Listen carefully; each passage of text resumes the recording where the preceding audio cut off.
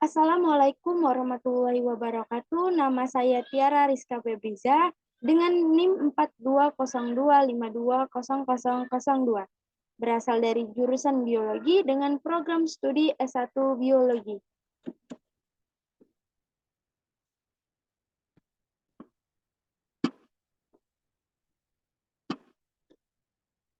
Baik, di sini yang saya hormati Bapak Deo Demonta Panggabean, SPD MPD, selaku dosen pembimbing lapangan kuliah kerja nyata.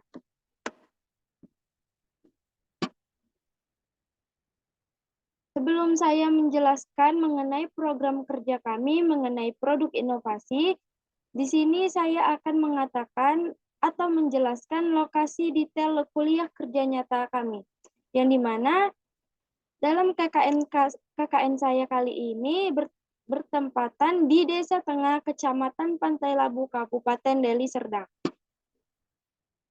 Sebelum kita masuk ke program kerja produk inovasi, tentunya di sini saya akan menjelaskan sejarah dari Desa Tengah ini sendiri. Nah, jadi Desa Tengah ini adalah salah satu desa di Kecamatan Pantai Labu, Kabupaten Deli Serdang. Desa Tengah ini dulunya itu memiliki nama Kampung Tengah. Nah, jadi keberadaannya itu dikenal dikelilingi oleh kebun, desa-desa, maka disebutlah sebagai Desa Tengah. Nah, jadi menurut sejarah, masyarakat Desa Tengah ini telah bermukim secara turun-menurun Kampung Sulang Saling, Sungai, dan Palu Sulang Saling, dan di situ juga digunakan sebagai tempat persinggahan kapal-kapal tongkang dan sampan kecil tempat orang berniaga atau berdagang seperti orang Cina dan India. Nah, jadi sebagai bukti bahwa sungai dan Palu masih sangat jelas kelihatan dan sebagian sudah banyak yang tungkal. Baik, untuk mempersingkat waktu, di sini saya akan menjelaskan mengenai program kerja produk inovasi pada kegiatan kuliah kerja nyata kami. Nah, di sini pada produk inovasi yang kami buat yaitu mengenai pemanfaatan bahan-bahan alami dalam pembuatan herbisida ramah lingkungan di Desa Tengah, Kecamatan Pantai Labu, Kabupaten Deli Serdang.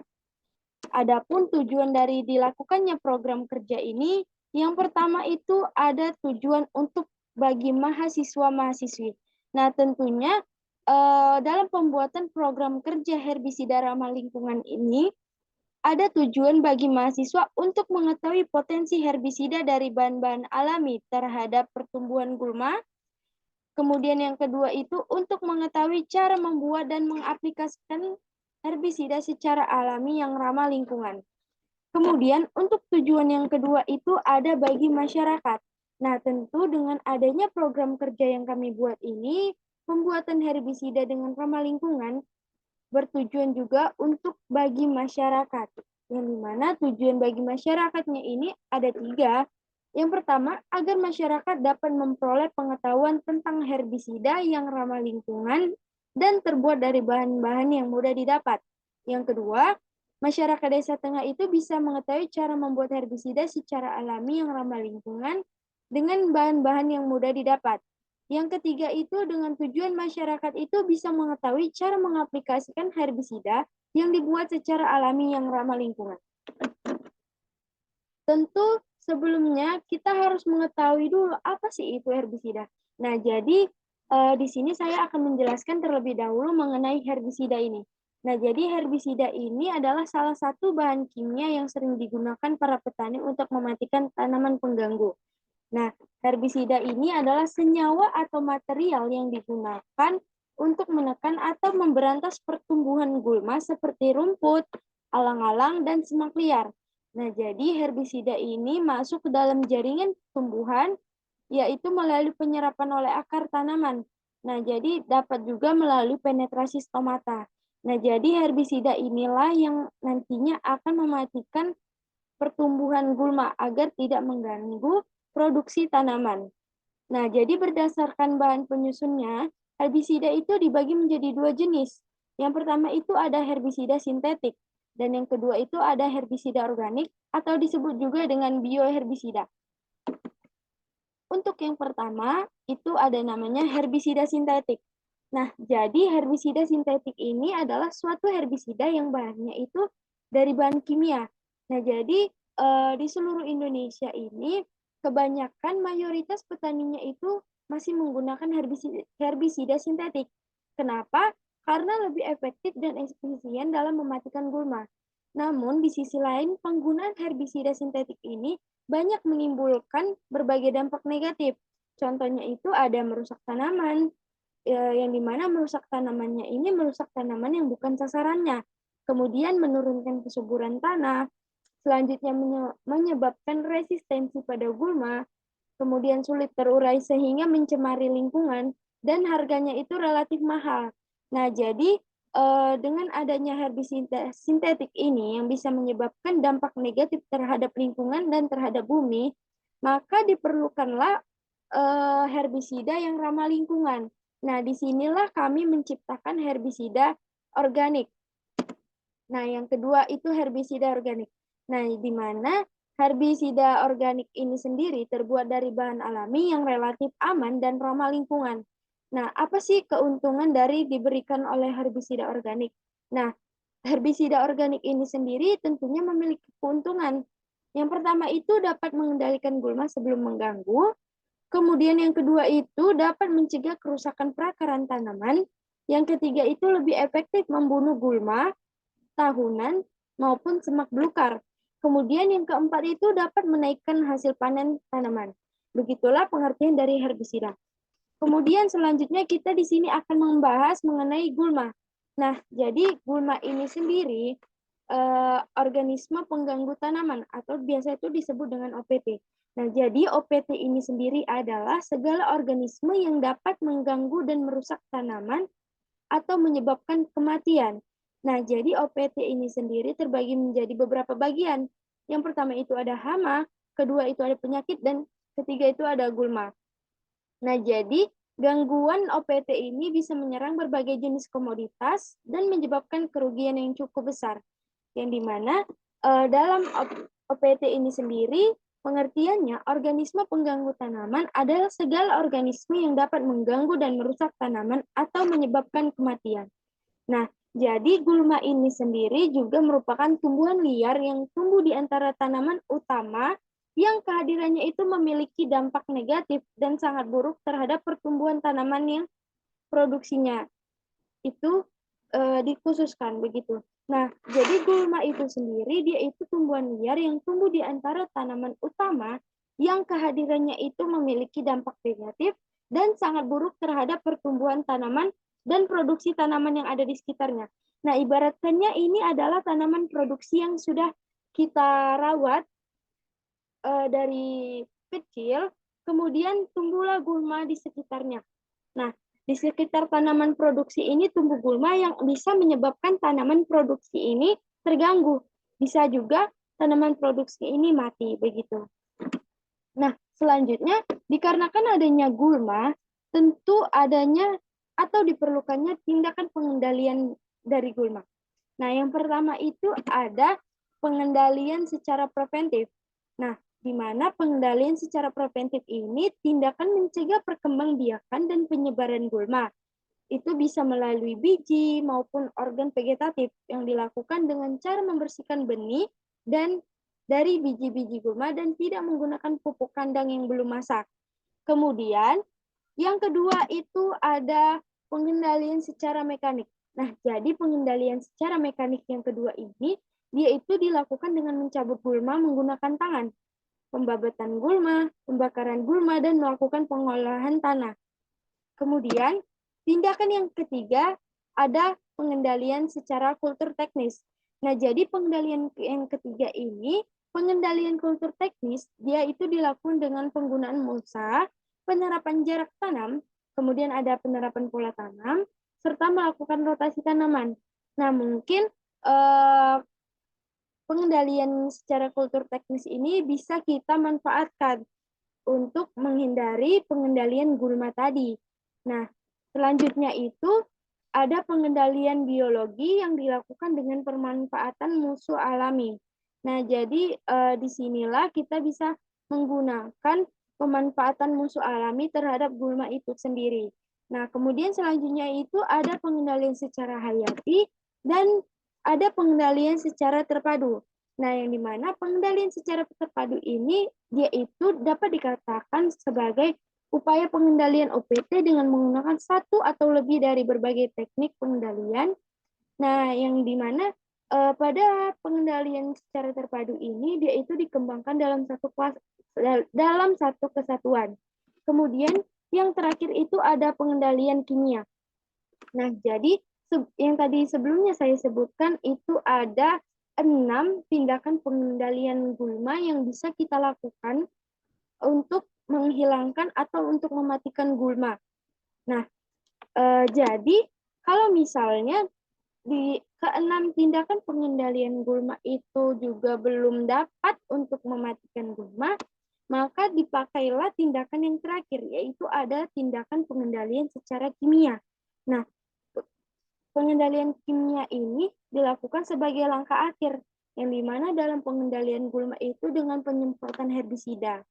Nah, jadi penggunaan herbisida ramah lingkungan itu belum banyak diketahui dan sampai sekarang itu masih banyak menggunakan herbisida sintetis. Kenapa? Karena pada penggunaan herbisida sintetis itu lebih mudah dipakai karena herbisida sintetis ini tentunya sudah banyak dijual-jual begitu kan. Jadi kalau misalnya dalam pemanfaatan itu kita menggunakannya pasti mudah, tinggal dicampur dengan air lalu semprotkan ke gulma yang mau kita semprotkan. Nah, tetapi pada herbisida yang sintetis tadi itu yang sudah saya jelaskan, dia itu tentunya mengalami dampak negatif untuk lingkungan dan untuk bumi. Nah, disinilah kami menciptakan herbisida yang ramah lingkungan. Nah, jadi ada beberapa bahan yang mudah didapat dan berpotensi meracuni gulma. Nah, yang pertama itu ada sabun cair. Nah, di sini dalam program kuliah kerja nyata kami, tentunya dalam terkhusus produk inovasi yang kami buat mengenai herbisida ramah lingkungan, kami menggunakan 3 bahan. Yang pertama itu sabun cair. Nah, jadi sabun cair ini dia itu berfungsi sebagai surfaktan untuk membasahi seluruh permukaan tumbuhan. Nah, kemudian yang kedua itu ada garam dan yang ketiga itu ada asam cuka. Nah, jadi garam dan asam cuka ini yang nantinya akan dicampur dengan sabun cair dan air yang dimana dihomogenkan itu. Fungsi dari garam dan asam cukanya itu dia itu bisa masuk melalui pori-pori jaringan tumbuhan gulma dan dia itu mengganggu metabolisme gulma yang nanti dampaknya itu bisa menyebabkan gulma itu mati begitu dan mengering sampai ke akarnya. Nah, langsung saja dalam produk inovasi kami pembuatan herbisida yang ramah lingkungan. Tentu adanya alat dan bahan yang kami gunakan ketika kami melakukan program kerja kegiatan ini. Nah, dengan alat dan bahannya itu kami menggunakan botol bekas, ember, gelas ukur, timbangan, pengaduk. Kemudian bahan-bahan yang kami gunakan itu ada sabun cair Sunlight sebanyak 160 ml, kemudian ada garam sebanyak 400 gram, kemudian ada cuka 20 ml, dan ada air dengan ukuran 1 liter. Nah, langsung saja untuk produk inovasi pembuatan herbisida ramah lingkungan ini, cara kerjanya itu yang pertama, kita sediakan air dengan ukuran 1 liter.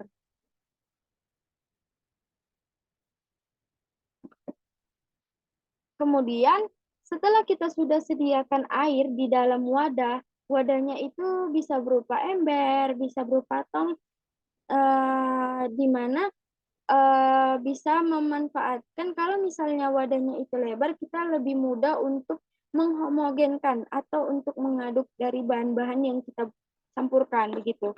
Nah, cara yang kedua itu setelah dimasukkan air 1 liter ke dalam ember, selanjutnya itu ditambahkan dengan garam dapur sebanyak 400 gram. Dimasukkan ke dalam ember yang berisikan air yang 1 liter tadi. Kemudian masukkan atau tambahkan cukanya itu ke dalam air yang udah berada di dalam ember. Nah, cukanya ini sebanyak 20 ml asam cuka. Nah, setelah dua bahan itu sudah kita masukkan ke dalam ember yang berisikan air tadi, kemudian diaduk atau dihomogenkan sampai dua bahan itu benar-benar tercampur dengan air. Kemudian yang terakhir itu ada dimasukkan sabun cair. Nah, sabun cairnya ini sendiri sebanyak 160 ml sabun cair. Nah, setelah sudah dimasukkan sabun cair, diaduk kembali airnya sampai semua bahan itu benar-benar tercampur dan benar-benar terhomogenkan. Nah, kalau misalnya sudah tercampur dan sudah terhomogenkan semuanya, kita bisa melihat bahwa hasil dari herbisida ramah lingkungan ini berwarna hijau. Berwarna hijau.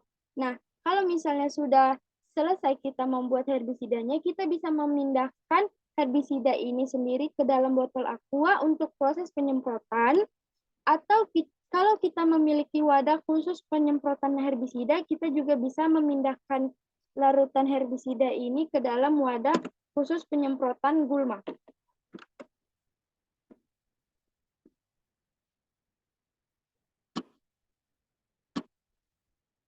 Nah, seperti ini gambarnya. Kalau misalnya kita memiliki wadah seperti ini, khusus untuk menyemprotkan gulma, kita juga bisa memindahkannya ke dalam wadah tersebut. Begitu.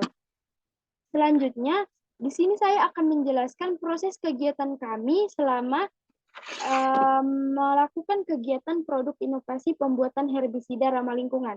Nah, jadi di proses kegiatan ini ada 3 tahap. Yang tahap pertama itu pembuatan herbisida. Nah, jadi pada tahap 1 ini tahap pembuatan herbisida yang ramah lingkungan. Nah, di sini ada gambar bahwa dalam pembuatan herbisidanya ini berjalan dengan lancar sampai proses pembuatan selesai dan hasil yang didapatkan yaitu herbisida berwarna hijau. Kemudian tahap yang kedua itu ada tahap pengaplikasian produk herbisida dan hasil penyemprotan herbisida. Nah, jadi pada tahap kedua ini, setelah produk herbisidanya telah selesai dibuat, maka tahap selanjutnya itu proses pengaplikasian herbisida, di mana dalam proses pengaplikasiannya ini bisa langsung disemprotkan secara langsung ke gulma yang ada di perkarangan rumah. Nah, jadi gulmanya itu gulma yang memang kehadirannya itu sangat mengganggu. Nah, dalam kegiatan kami ini, kami menyemprotkan herbisidanya itu tanggal 4 Agustus 2023. Dan pada tahap ini kami menyemprotkan herbisida ke gulma yang ada di depan perkarangan sekolah dasar. Nah, di sini ada gambar gulma yang sebelum disemprot herbisida itu tentunya berwarna hijau. Kemudian gambar yang di bawahnya itu ada gulma setelah disemprot herbisida. Nah, kita bisa melihat bahwa dari gulma yang sudah disemprotkan dengan herbisida itu terbukti bahwa gulma tersebut mengering dan dia itu mati sampai ke akarnya begitu. Kemudian tahap yang ketiga itu ada sosialisasi produk herbisida. Nah, di tahap inilah kami menjelaskan dan mengajak para warga Desa Tengah itu untuk membuat herbisida yang ramah lingkungan. Nah, jadi pada kegiatan sosialisasi ini kami lakukan pada hari Sabtu tanggal 12 Agustus 2023, yang dimana dihadiri oleh Bapak Kepala Desa, Bapak Kepala Dusun 1 dan Dusun 2, serta dihadiri oleh Bapak Ibu warga Desa Muda, Desa Tengah, beserta anak mudanya. Nah, jadi pada kegiatan sosialisasi ini, tentunya kami menjelaskan manfaat dan kandungan dari bahan-bahan yang digunakan untuk pembuatan herbisida. Selain itu, dalam kegiatan sosialisasi ini, kami itu menjelaskan juga manfaat dari pembuatan herbisida ramah lingkungan ini. Selain itu, kami juga mengajak dan menunjukkan secara langsung proses pembuatan herbisidanya itu di depan warga Desa Tengah. Nah, jadi herbisidanya ini tentunya pada saat kami melakukan sosialisasi, warga Desa Tengah itu sangat antusias terhadap sosialisasi produk herbisida yang kami buat ini, begitu. Akhirnya sudah